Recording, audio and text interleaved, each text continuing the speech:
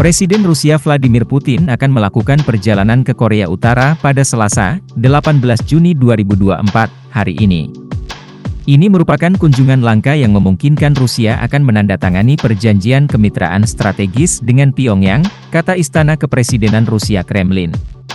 Perjalanan bersejarah tersebut yang oleh Kremlin disebut sebagai kunjungan kenegaraan persahabatan, terjadi ketika Putin mencari amunisi untuk serangan militernya di Ukraina dan ketika Barat mencurigai Pyongyang mengirim senjata ke Moskow. Beberapa dokumen akan ditandatangani diantaranya adalah dokumen penting dan sangat signifikan, kata ajudan Kremlin Yuri Ushakov seperti dikutip oleh kantor berita pemerintah Rusia. Hal ini mungkin termasuk dokumen kemitraan strategis, yang merupakan versi terbaru dari perjanjian era Soviet tahun 1961 dan perjanjian yang ditandatangani ketika Putin terakhir kali mengunjungi negara tertutup tersebut pada tahun 2000. Dokumen tersebut akan diubah untuk menyesuaikan dengan evolusi mendalam situasi geopolitik di dunia dan kawasan, kata Ushakov.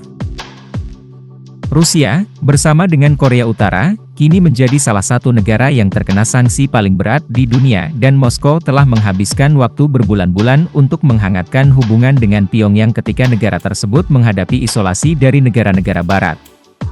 Moskow, sebutan untuk ibu kota Rusia, mengatakan Putin akan tiba pada Selasa malam di Pyongyang, di mana ia akan menghadiri konser sebagai bentuk penghormatan sebelum menandatangani dokumen penting dengan Kim pada hari Rabu.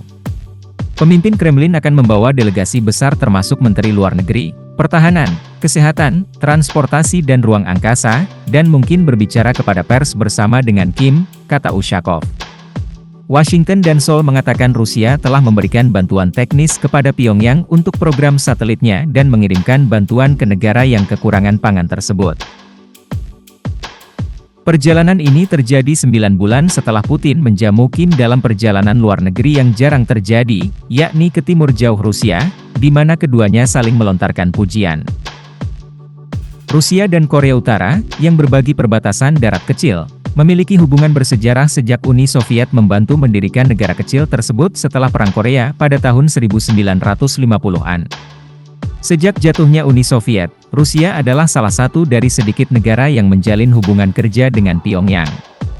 Ini akan menjadi kunjungan kedua Putin ke negara tersebut selama ia berkuasa, setelah kunjungan 24 tahun lalu, tak lama setelah menjadi presiden, untuk bertemu ayah Kim Jong-un, Kim Jong-il. Saat itu, Putin sering bepergian dan rutin berkeliling Amerika Serikat dan Eropa.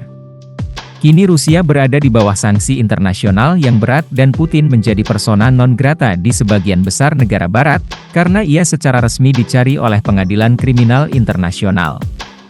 Moskow mengatakan dia akan melakukan perjalanan ke Vietnam dari Korea Utara.